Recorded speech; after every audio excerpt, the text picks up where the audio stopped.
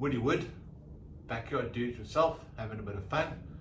This is the second posting in reviewing Ryobi tools, and I thought we'd talk about the Random Sander, the RS 380 in front of me, and at the same time give some sanding tips that I've learned through making lots of mistakes.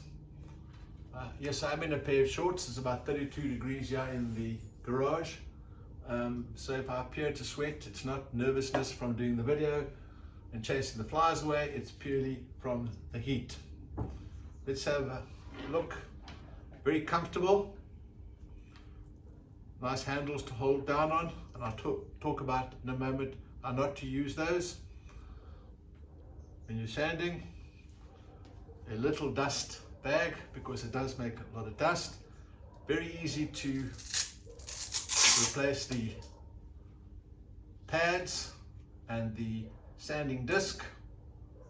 There's a reason there are holes in there, so you can put them in line with the holes, which allows the vacuum system to suck it up. If you cover the holes and put it on skew, you're going to have dust flying everywhere. So let's just do a little test sand. This is just on, I think it's 380 watts, more than enough power, as you will see shortly. The power is already on, so let's fire them up by showing some techniques of how not to sand.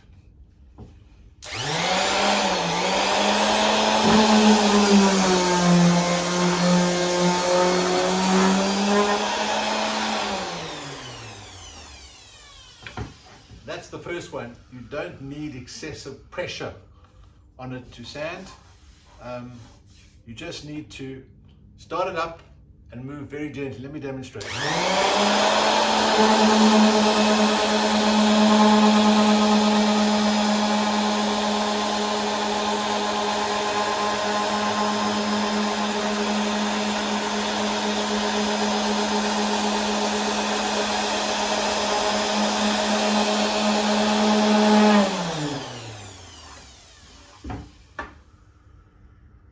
As you can see, very little pressure applied, a slow, gentle movement across the surface of the board.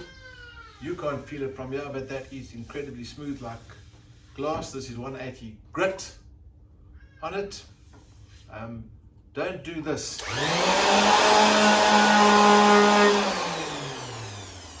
Because all I've done now is made a dent in the board, which I now have to clean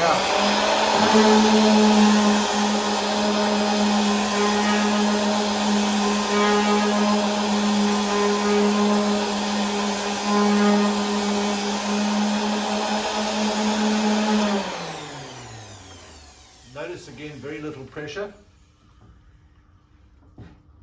A great technique I learned as well was take a spray can with water and just spray the surface so that it's damp. This allows the fibers in the wood to pull up, and then once that's dry, you'll find it feels rough. You take the next level of grit, in this case would be 220. Let's just change discs. This one doesn't have holes in it, but the same thing. You wet it, let it dry, let the fibers come up and hang the fibers. Alright, I can't talk over the sander, so let me finish that sentence. Once it's dry as the fibers standing up, you take the sander and you sand it down again in that same gentle motion.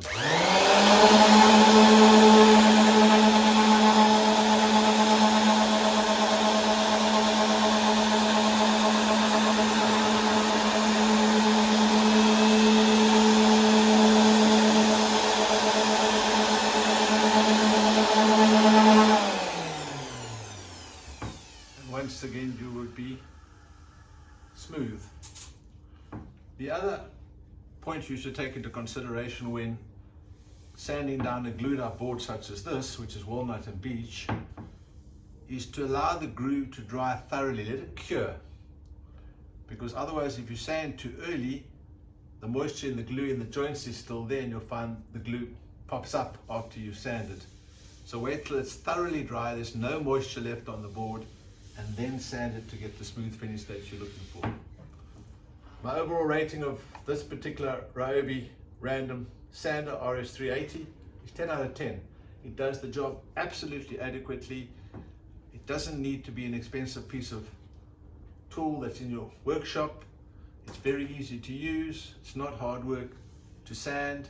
You don't have to spend an inordinate amount of time pressing down and sweating while you're doing it. So I think it's a great buy and a worthwhile addition to my shop.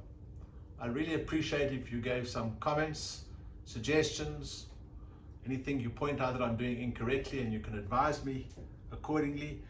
I really like you to like what I'm doing. Let me know in the comments below of suggestions on things you'd like me to talk about, and subscribe. You know, I'm aiming at my first subscriber, which will be one hell of an achievement for me to get. So look forward to the comments and see you next time. Thank you.